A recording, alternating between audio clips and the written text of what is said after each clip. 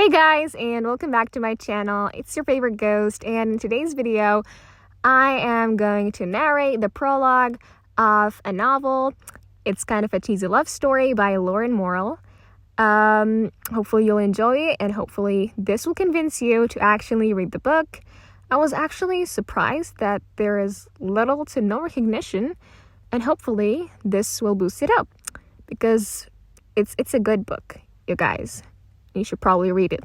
It's kind of a cheesy love story. The title sounds fabulous. I actually like it. It's pretty, creative.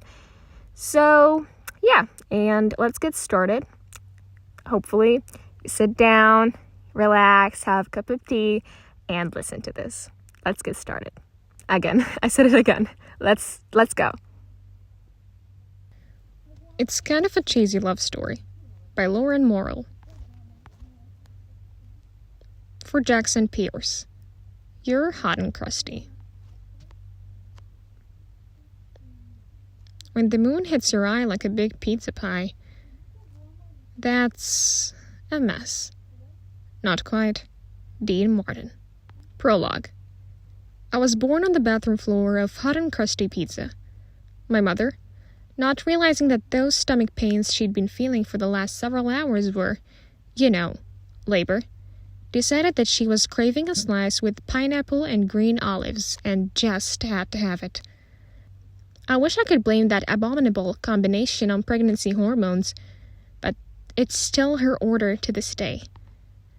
She made it exactly 3 steps into the restaurant before she gripped my father's arm like she was on the first hill of a roller coaster and told him that she no longer wanted pizza. She wanted this baby out.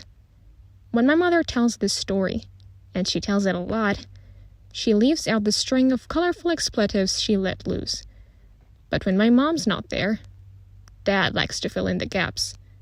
Anyway, once they realized that their first child was about to come rip-roaring into the world in a locally owned pizza parlor, my dad quickly dragged my mother into the bathroom.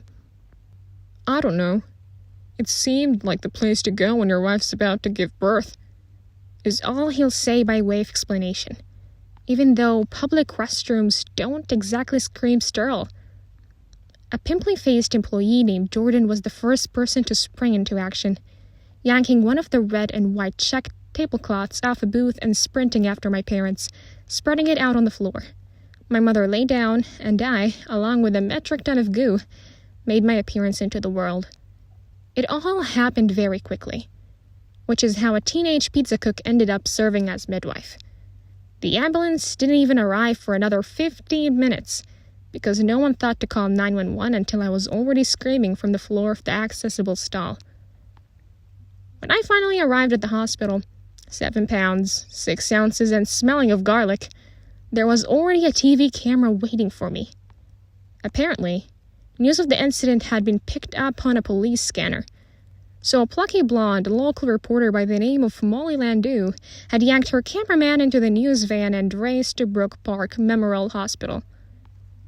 My parents used to pull out the DVD of the very first news spot at least once a year, but these days we can just search for it on YouTube. In it you can see me all red and squishy and sleep on my mom's chest. Mom's wearing a hospital gown, looking pretty good for someone who just gave birth with no medical professionals in attendance. But I'm clad in a brand new onesie that reads, "I'm hot and crusty." Del DiMacro, the owner of the pizza parlor, apparently had a flash of inspiration and raced down to a local print shop to have the thing made. After its TV debut, he started making all his employees wear t-shirts with the phrase emblazoned across the front. Sorry, guys. The short spot features my father, mother, and Jordan the pizza midwife, describing the miracle of life while standing an arm's length away from an automatic flushing toilet. It became quite the sensation. I was mentioned on national morning talk shows. I was the feel-good story on several cable news channels, breaking up the endless discussion of wars and political scandals. I was even featured in People magazine, because not only did my story have a happy ending, Del had also generously gifted me with free pizza for life and a guaranteed job upon my 16th birthday. What a lucky girl I was! It wasn't my first taste of fame, but unfortunately, not my last.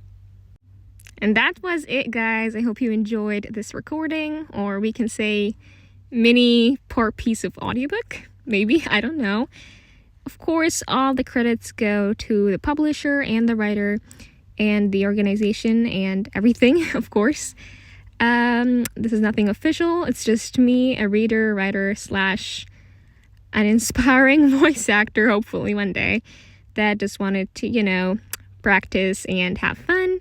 Thank you so much for listening. See you next time, and bye-bye.